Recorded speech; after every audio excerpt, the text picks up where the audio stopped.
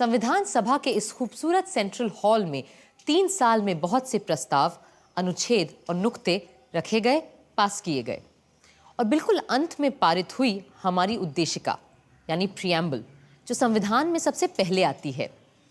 संविधान अगर एक राजनीतिक संवैधानिक दस्तावेज है तो ये उद्देशिका उसका दार्शनिक नजरिया, the philosophic vision document of our constitution. इस उद्देशिका की नींव शुरुआत में ही संविधान सभा के 5वें दिन 13 दिसंबर 1946 को रख दी गई, जब पंडित जवाहरलाल नेहरू ने सभा में एम्स एंड ऑब्जेक्टिव्स रेजोल्यूशन को रखा था। ये संविधान सभा अपना पक्का अहद जाहिर करती है कि हम भारत को एक आजाद खुद मुख्तार जमहूरियत घोषित करते हैं। आजाद खुद मुख्तार जमहूरियत हिंदुस्तान को अपनी सारी सत्ता जनता से ही हासिल होगी और इसकी गारंटी देते हैं कि भारत के पूरे आवाम को सियासी, सामाजिक और आर्थिक इंसाफ, दर्जे, तरक्की और कानून के आगे बराबरी, विचार, इजहार ख्याल, बयान, राय, धर्म, पूजा, नौकरी, संगत और काम की आजादी, माइनॉरिटीज, पिछड़ों, आदिवासियों और दूसरी दबी पिछड़ी जातियों को माकूल सुरक्षा,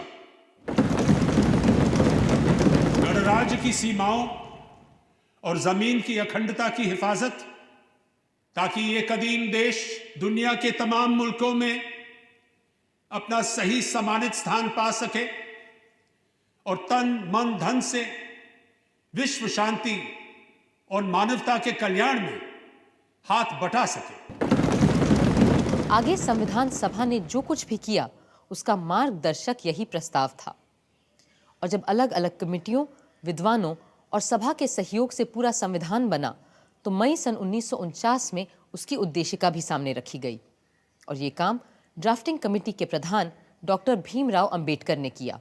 We the people of India, having solemnly resolved to constitute India into a sovereign democratic republic and to secure to all its citizens justice, social, economic and political, liberty of thought, expression, belief, faith and worship, equality of status and of opportunity,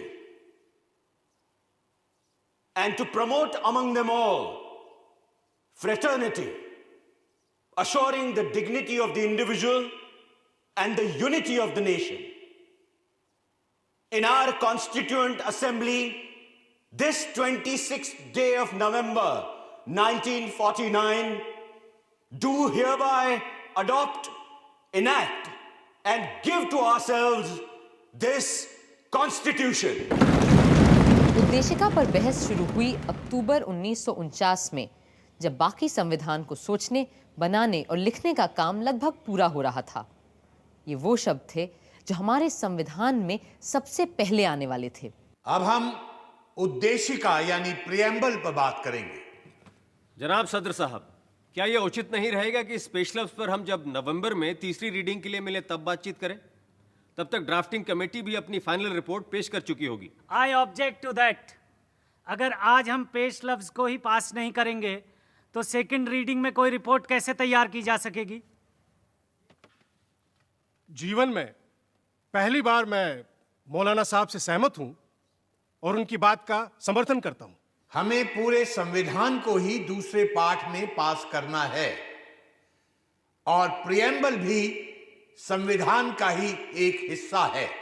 इसलिए उद्देशिका को अब हम टाल नहीं सकते, लेकिन मुझे लग रहा है कि हसरत मोहानी साहब का अमेंडमेंट अहम है, जिसमें इन्होंने कुछ नए मुद्दे उठाने की कोशिश की है। इसलिए वे अपना संशोधन पहले पेश कर सकते हैं। मेरे 3 अलग अलग अमेंडमेंट्स हैं। पहला ये कि हमें प्रीएम्बल में लफ्ज सॉवरेन डेमोक्रेटिक रिपब्लिक के बजाय अ सॉवरेन फेडरल रिपब्लिक या अ सॉवरेन इंडिपेंडेंट रिपब्लिक लिखना चाहिए। लेकिन मेरे दोस्त डॉक्टर अंबेडकर ने बड़ी मक्कारी से दो अहम अल्फाज फेडरल और इंडिपेंडेंट को हटा दिया है और उनकी जगह वो डेमोक्रेटिक लफ्ज ले आए हैं। सर मैं एक पॉइंट ऑफ ऑर्डर उठाना चाहता हूं कि अगर ये संशोधन पारित किए गए तो इसका नतीजा ये होगा कि हमें पूरे संविधान को ही दोबारा से लिखना पड़ेगा। हाँ, पर जिम्मेदार कौन है इसके लिए? मैंने शुरू में ही आप लोगों को रोकने की पुरजोर कोशिश की थी। मैंने तभी कहा था अगर आप हिंदुस्तान के मुस्तकबिल का फैसला लिखने जा रहे हैं तो पहले तय कर लीजिए कि किस किस्म के आइन का तसव्वुर कर रहे हैं। मौलाना हसरत मोहानी के 2 संशोधन पारित नहीं हो पाए मगर वो अड़े रहे। अब मेरा तीसरा अमेंडमेंट, मेरी तजवीज़ है कि लफ्ज़ सॉवरेन डेमोक्रेटिक रिपब्लिक की जगह हमें union of Indian socialist republics कहना चाहिए, यानी बिल्कुल यूएसएसआर की तर्ज पर UISR। क्या आप सचमुच चाहते हैं कि हमारा संविधान यूएसएसआर की तर्ज पर बनाया जाना चाहिए? लफ्ज़ सोवियत सुनते ही मेरे कुछ दोस्तों के कान खड़े हो जाते हैं और वो कहते हैं कि ये मौलाना तो सोवियत सरकार का एजेंट है। अरे रूस तो दूर, मेरा तो हिंदुस्तानी कम्युनिस्टों से तक कोई ताल्लुक नहीं है। मैंने उनका साथ कब का छोड़ दिया, क्योंकि एक मर्तबा इन्होंने ये बयान जारी करने की गलती कर डाली थी कि हमें अंग्रेज़ों का साथ देना चाहिए ताकि हम मिलकर हिटलर से मुकाबला कर सकें। मैंने उसी वक्त कह दिया था, anybody who helps foreign government, specially the British government, under any terms for any motive, I say he is wrong. मौलाना साहब, हम यहां आपकी जिंदगी की दास्तान पर नहीं, हिंदुस्तान के आइन पर बात करने बैठे हैं। आप बस अपने अमेंडमेंट पर बोलिए। जैसा आप मुनासिब समझे। मेरी इस असेंबली से और डॉक्टर अंबेडकर से बस इतनी गुजारिश है कि वो सारी सियासी माइनॉरिटीज़ को उसी हमदर्दी की नज़र से देखें जैसा सोवियत यूनियन ने अपने यहाँ किया है। इसी के साथ मैं अपना अमेंडमेंट मूव करता हूँ और डॉक्टर अंबेडकर से गुजारिश करता हूँ कि वो इसे कबूल कर लें। मौलाना हसरत मोहानी जितने कोमल शायर थे उतने ही तीखे वक्ता, पर उनके बाकी सारे संशोधन प्रस्ताव भी नामंजूर कर दिए गए। मगर दूसरे सदस्य भी आसानी से मानने वाले कहाँ थे, खास करके श्री HV कामत, जो हमारी उद्देशिका में भगवान को ले आना चाहते थे। I move the following phrase to be substituted for the proposed preamble.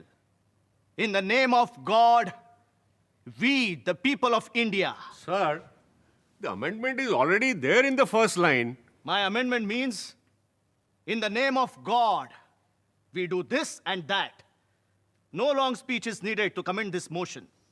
Sir, if Mr. Kamat's amendment is accepted, that would amount to compulsion in the matter of faith. Freedom of faith is a fundamental right. According to the Constitution, a man has right to believe in God or not. Therefore, this amendment should be ruled out. Though I am myself a strong believer in God. Sir, may I move an amendment to that of Shri Kamath? That instead of in the name of God, would he be pleased to accept in the name of the goddess? Sir, it is not a matter of laughter with me. I believe in a goddess. I belong to Kamrup, where the goddess Kamakhya is worshipped. Sir, God includes goddess as well. Sir, if we bring in the name of God at all, we should bring in the name of the goddess also. See, in my opinion, this amendment should not have been brought. But as it has been brought, this is my point of view. Now I have to put the amendment moved by Mr. Kamath to vote. Mr. President, the flame of God is invoked by every nation upon earth. And God is an impartial entity, and he should be allowed to remain so. With these words, I appeal to Mr. Kamath not to put us into any embarrassment of voting upon God. I claim a division. Sir, I want a division on this question. I also want a division. There is no alternative left to me. Those in favor may raise their hands. Those opposed may raise their hands. No. The amendment is rejected. Sir, this is a black day in our history. God save India. भगवान के अलावा महात्मा गांधी का भी मुद्दा था, जो अपने भक्तों के लिए किसी भगवान से कम नहीं थे। Sir, I beg to move कि उद्देशिका में निम्नलिखित को बदल दिया जाए। सर्वशक्तिमान भगवान जिनके प्रताप और मार्गदर्शन में हमारे राष्ट्रपिता महात्मा गांधी ने देश का नेतृत्व किया और हमें गुलामी से आजादी की ओर ले गए। आई ओपोज द अमेंडमेंट। मैं नहीं चाहता कि महात्मा गांधी का नाम हमारे संविधान में लिया जाए, क्योंकि यह संविधान गांधीवादी है ही नहीं। हमें अपने राष्ट्रपिता का नाम बहुत सोच समझकर ही इस्तेमाल करना चाहिए। यह उनके प्रति सम्मान और प्रेम का ही सबूत होगा अगर हम उनका नाम संविधान में ना ही घसीटें। आदरणीय आचार्य कृपलानी जी की अपील पर मैं अपना संशोधन प्रस्ताव वापस लेता हूं। बात सिर्फ ईश्वर या बापू के नाम की ही नहीं थी। कई लोग बहुत से नए शब्द और विचार उद्देशिका में लाना चाहते थे जो कम महत्व के नहीं थे। हम भारत के लोग भारत को एक संपूर्ण प्रभुत्व संपन्न लोकतांत्रिक गणराज्य बनाने के लिए देश के प्रत्येक नागरिक को निम्न चीजें देने का प्रण करते हैं। 1. जीवन यापन का यथोचित मौका। 2. मुफ्त और लाजमी शिक्षा। 3. मुफ्त दवा इलाज। 4. Compulsory military training. एक एक ऊंट और मोटरसाइकिल भी दिलवा दीजिए ना सबको। ये आप प्रस्तावित कीजिए ना। सर, धर्मनिरपेक्ष यानी सेकुलर शब्द को हमारे संविधान में जगह ही नहीं मिली, जबकि हमारे कई राष्ट्र नेताओं ने कई बार इस शब्द पर बहुत जोर दिया है। मैं कहता हूं कि हमें इस शब्द को अपने प्रीएम्बल में शामिल कर देना चाहिए, क्योंकि इससे माइनॉरिटीज के दिल को संबल मिलेगा और साथ ही में वो जो लोफरगिरी हमारे पॉलिटिक्स में घुस आई है वो भी थोड़ी कम हो जाएगी। सर, मैं एक और शब्द पर जोर डालना चाहूंगा और वो है समाजवाद, सोशलिज्म। मेरा पक्का विश्वास है कि भारत का भविष्य समाजवाद में ही है और मुझे समाजवादी समाज में पूरा यकीन है। संपूर्ण प्रभुत्व संपन्न यानी सॉवरेन शब्द हमारी उद्देशिका में आया है, पर आप मुझे बताएं, जो संघ व्यक्तियों का समूह हो वो संपूर्ण प्रभुत्व संपन्न कैसे हो सकता है? इसलिए मैं प्रभुत्व के विचार के ही खिलाफ हूं।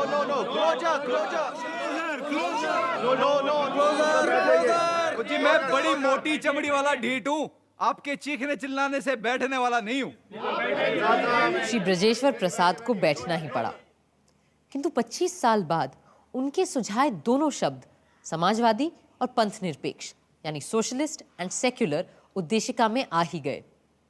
उधर श्रीमती पूर्णिमा बैनर्जी ने कई महत्वपूर्ण नुक्ते सामने रखे। Sir, I feel that the preamble forms one of the most important parts of the Constitution. It lays down the goals to which we are striving and stands as a charter of our freedom and a measure of our success or failure.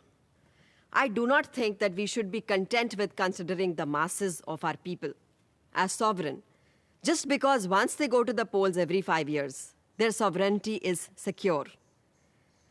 I feel that in the preamble, mention of that sovereignty should be made. अगले वक्ता थे गांधी जी के समाजवादी शिष्य आचार्य जेबी कृपलानी, जो Congress party में पंडित नेहरू और सरदार पटेल दोनों से अलग विचार रखते थे। Mr. President, like a seasoned host, you have reserved the choicest wine for the last. हालांकि इस प्रियम्बल पर बहस शुरू की ही बैठकों में होना ज्यादा सही होता, क्योंकि यह संविधान की तमहीद है। इस तरह हमें प्रियम्बल सतर्क कर पाता कि कहीं हम इसके बुनियादी उसूलों से हट तो नहीं रहे हैं। इस सभा में रोज दर रोज और हफ्ता दर हफ्ता बैठकर मैंने यह महसूस किया है कि हम इस उद्देशिका के बुनियादी उसूलों को भूलकर अक्सर भटकने लगते हैं। Yes, we get distracted.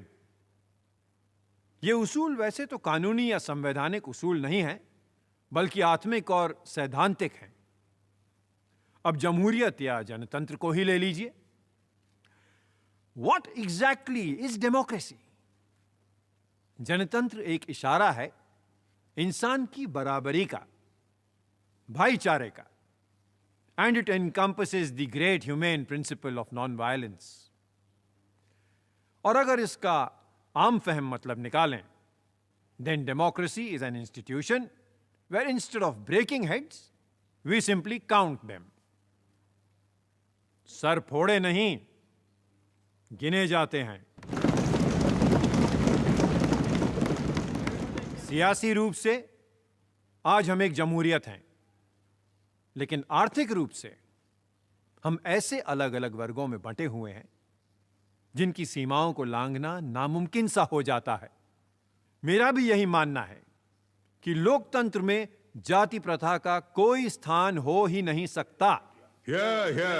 लिहाजा हमें जात पात और वर्ग वर्ण को खत्म करना ही होगा, वरना हम कभी जनतंत्र की शपथ नहीं उठा पाएंगे. 3 साल बाद भी हमेशा की तरह नजीरुद्दीन अहमद साहब का स्वर विरोधी ही रहा. I would like to submit, sir, that the success of a democracy depends on its actual working and has nothing to do with what is stated in the preamble or the constitution.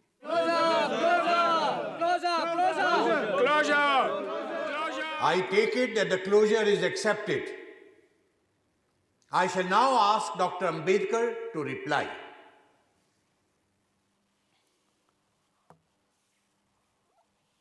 Sir, the point in the amendment which is supposed to make it different from the preamble drafted by the drafting committee lies in the addition of the words, "the people from whom is derived all power and authority." So why don't you accept it? Those members of the House who are worried should not separate the other parts of the amendment from the closing words. We, the people of India, in our Constituent Assembly, this day, do hereby adopt, enact, and give to ourselves this Constitution. Reading it in that fashion. महोदय, कौन सी जनता? भारत की जनता? उनका तो सवाल ही नहीं उठता. यहां केवल संविधान सभा के सदस्यों की बात हो सकती है. I would like the honorable members to consider a portion of preamble of the Constitution of the United States. We, the people of United States, do ordain and establish this Constitution for the United States of America. As most members know, that Constitution was represented by a very small body. So I do not understand, unless a man was absolutely pedantic, that a body of people, 292 in number, representing this vast continent in their representative capacity, can't say that they are acting in the name of the people of this country. Does this preamble embody the desire of the House that this Constitution should have its root, its authority, its sovereignty from the people? It certainly does. Therefore, I am not willing to accept the amendment. और इस तरह doctor Ambedkar के नेतृत्व में काम कर रही drafting committee का बनाया प्रियम्बल पास हो गया और हमारे संविधान का हिस्सा बन गया.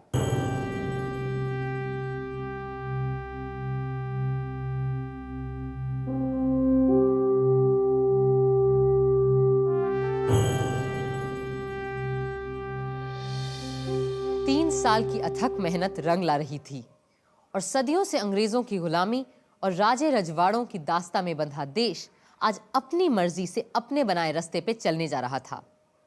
जहां खुशी की लहर थी, वहीं थोड़ा डर भी था. जैसा कि डॉक्टर अंबेडकर ने कहा, आजाद होकर हमने हर बात के लिए अंग्रेजों को दोष देने का हक खो दिया है. अब अगर कुछ गलत होता है तो इसके लिए कोई और नहीं, हम ही दोषी होंगे. मगर फिर भी सब आशावान थे और बड़ी भावुक और दार्शनिक भाव से आने वाले कल और अपने संविधान की ओर देख रहे थे. Mr. President, sir, coming as I do from a community that has produced Dr. Ambedkar, I feel proud that his capacity has been recognized now, not only by the Harijans, but by all communities that inhabit India. At one time, dogs and swine might enter the sacred precincts of temples, but the shadow of an untouchable was considered a great abomination. I feel proud, sir, that by the Article 29, that slur has been removed away.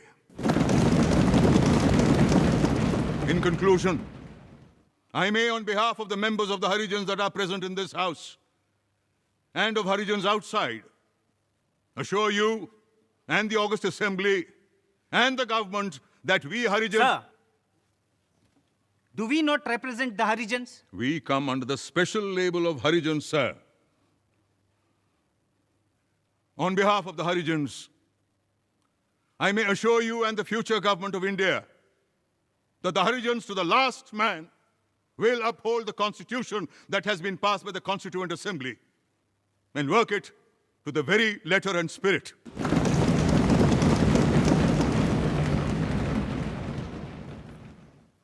Sir, it is something like this. We wanted the music of Veena or Sitar, but here we have the music of an English band.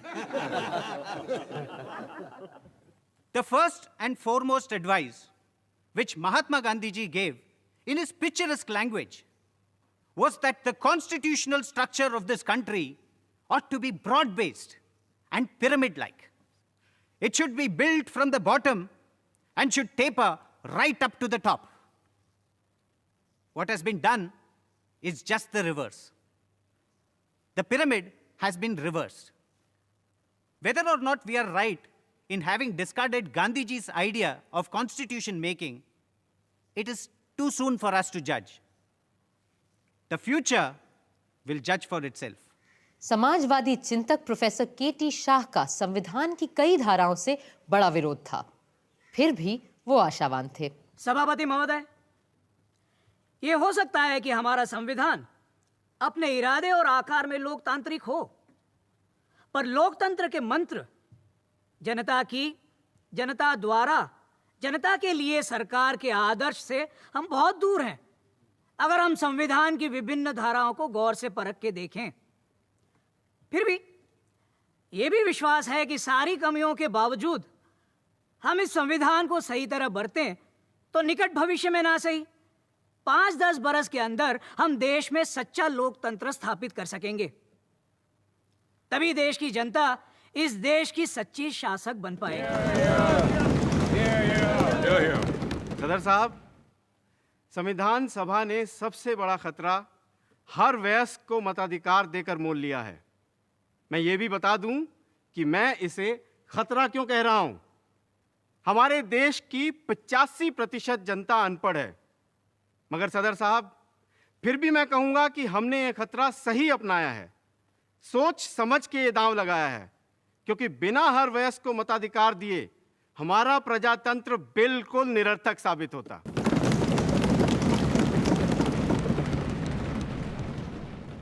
Mr. President, sir, so far as this Constitution is concerned, the greatest wonder is that we have finished it. The greatest defect with the drafting committee, however, was that their minds were continually changing.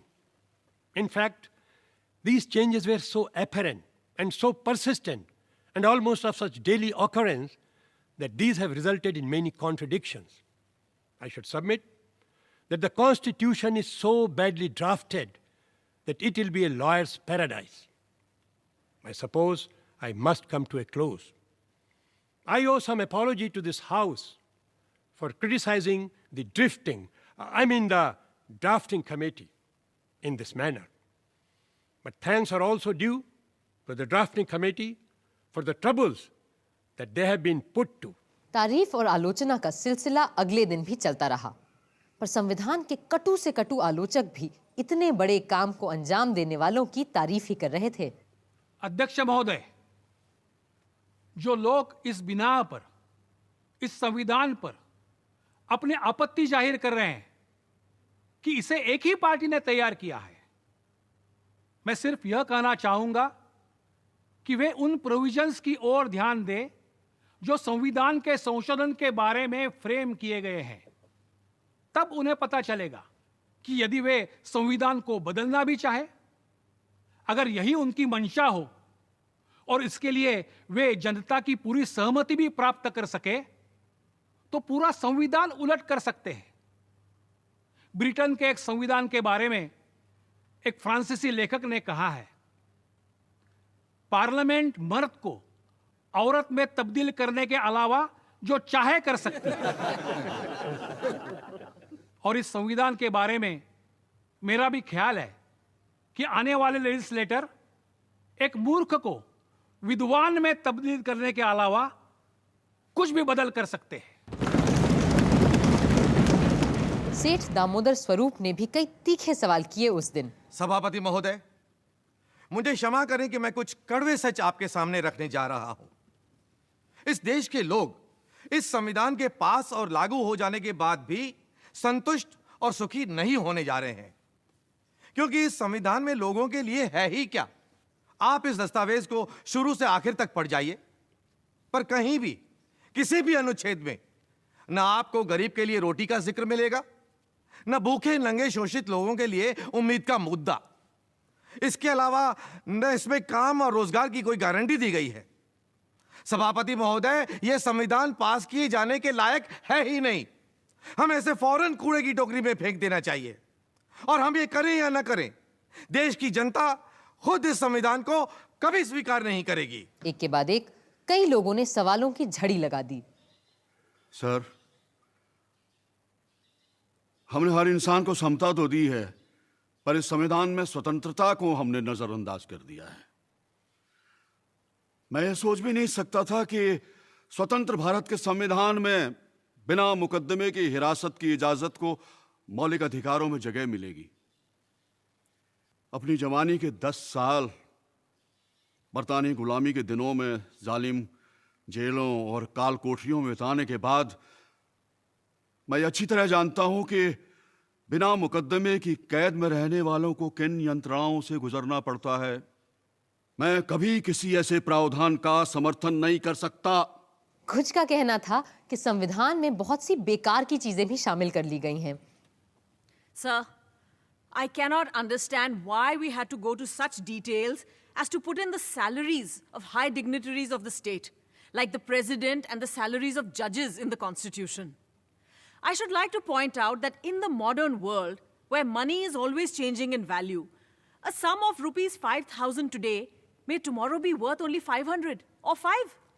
So in the Constitution, what purpose can it serve by prescribing the exact amount of the salaries? Mr. President, my bitter complaint is that the Constitution is silent about death sentence. I wish we had put in the Constitution that there should be no death sentence. Mr. Chaudhary, you are becoming very serious. I am always serious, sir, but others take me lightly. After all, we are followers of Mahatma Gandhi, who had adopted to some extent the teachings of Jesus Christ.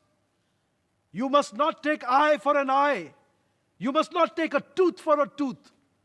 You must not take a life for a life.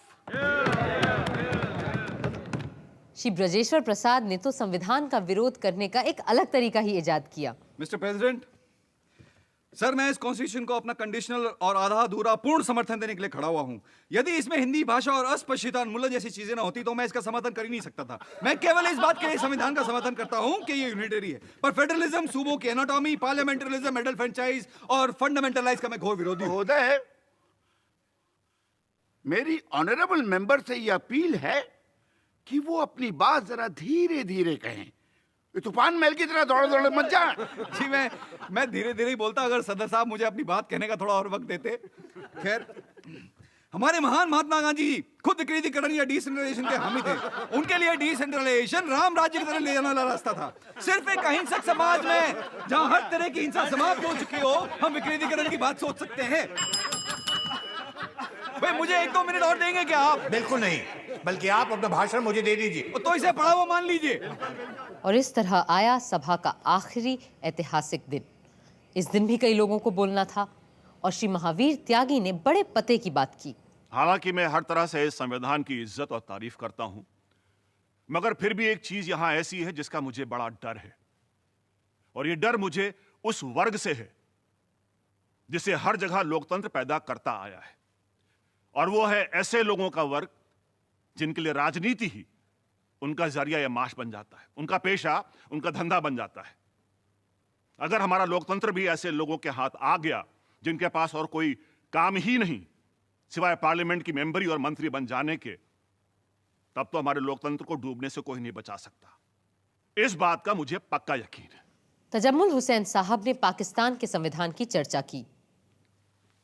जनाब सदर साहब, हम पर बार बार यह तोहमत लगाई गई है कि हमने अपना आयन तैयार करने में बहुत ज्यादा वक्त लगा दिया है। इस तरह के एतराज करने वालों को मैं एक बात याद दिला देना चाहता हूं कि दो मुल्कों ने एक ही दिन, तकरीबन एक ही तारीख को अपने अपने आयन तैयार करने का बीड़ा उठाया था। हम तो हमारा काम पूरा कर चुके, अलबत्ता हमारा पड़ोसी देश अभी भी अपने पहले कदम से आगे नहीं बढ़ पाया है।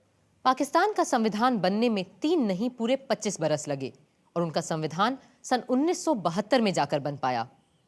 मगर हमारा संविधान सोचने, बनाने और लिखने में सबसे बड़ा हाथ बटाने वाले डॉक्टर भीमराव अंबेडकर संविधान सभा के आखिरी ऐतिहासिक वक्ता के रूप में खड़े हुए।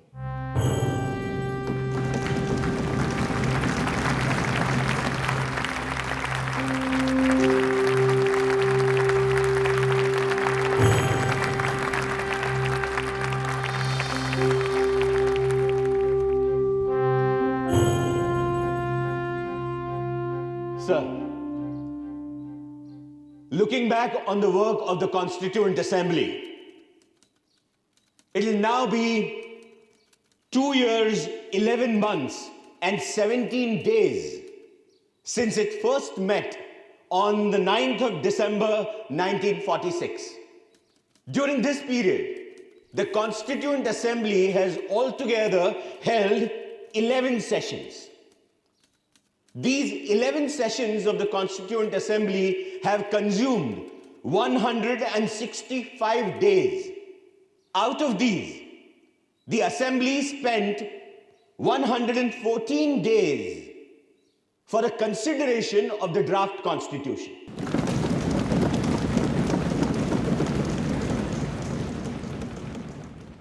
Coming to the drafting committee, it was elected by the Constituent Assembly on 29th of August 1947.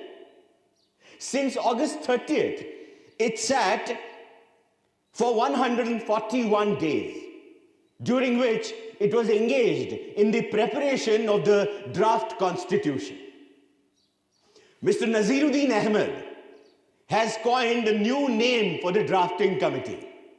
He calls it a drifting committee. Mr. Naziruddin must no doubt be pleased with his hit, but he evidently does not know that there is a difference between drift without mastery and drift with mastery. If the drafting committee was drifting, it was never without mastery over the situation. It was not merely angling with the off chance of catching a fish. It was searching in known waters to find the fish it was after.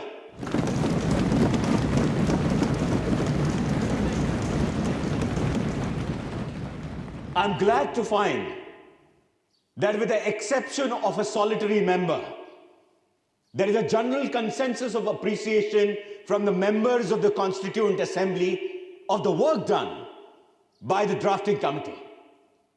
I feel so overwhelmed that I cannot find adequate words to express fully my gratitude to them. I came into the Constituent Assembly with no greater aspiration than to safeguard the interests of the scheduled castes. I had not the remotest idea that I would be called upon to undertake more responsible functions.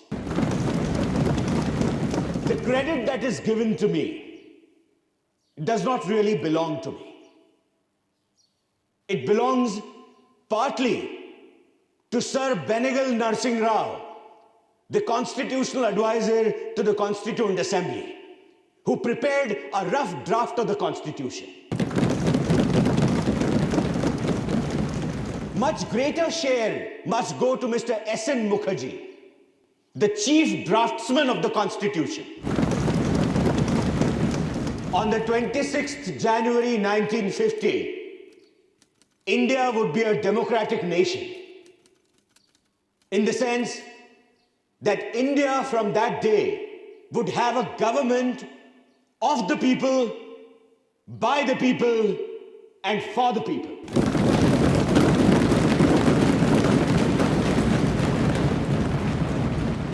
A thought comes to my mind. What would happen to her democratic constitution? Will she be able to maintain it, or will she lose it again? If we wish to maintain democracy not merely in form, but also in fact, what must we do? The first thing in my judgment we must do is to hold on to constitutional methods of achieving our social and economic objectives. It means we must abandon the bloody methods of revolution. It means that we must abandon the method of civil disobedience, non-cooperation, and satyagraha. Where constitutional methods are open, there can be no justification for these unconstitutional methods. These methods are nothing but the grammar of anarchy. And sooner they are abandoned, the better for us. The second thing we must do is to observe the caution which John Stuart Mill has given to all who are interested in the maintenance of democracy. Namely, not to lay their liberties at the feet of even a great man, or to trust him with power which enables him to subvert their institutions. This caution is far more necessary in the case of India than in case of any other country. For in India, bhakti, or what may be called the path of devotion or hero worship, plays a part in its politics unequaled in magnitude by the part it plays in the politics of any other country in the world. The third thing we must do is not to be content with mere political democracy. These principles of liberty, equality, and fraternity are not to be treated as separate items in a trinity. Liberty cannot be divorced from equality.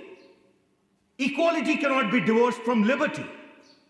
Nor can liberty and equality be divorced from fraternity. On the 26th of January 1950, we are going to enter into a life of contradictions. In politics, we will have equality. And in social and economic life, we will have inequality. In politics, we will be recognizing the principle of one man, one vote, and one vote, one value. In our social and economic life, we shall, by reason of our social and economic structure, continue to deny the principle of one man, one value. How long shall we continue to live this life of contradictions? How long shall we continue to deny equality in our social and economic life? If we continue to deny it for long, we will do so only by putting our political democracy in peril. We must remove this contradiction at the earliest moment, or else those who suffer from inequality will blow up the structure of this political democracy so laboriously built up by this assembly.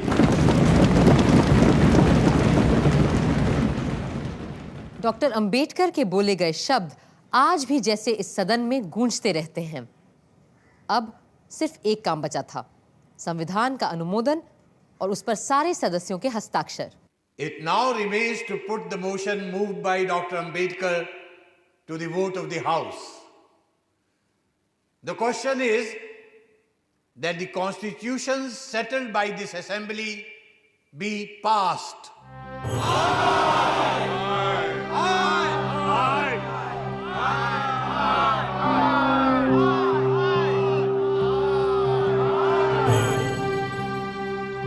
motion is adopted. Bharat माता की जय! भारत माता की जय! भारत माता की जय! भारत माता की जय! वंदे मातरम! वंदे मातरम! वंदे मातरम! महात्मा गांधी की जय!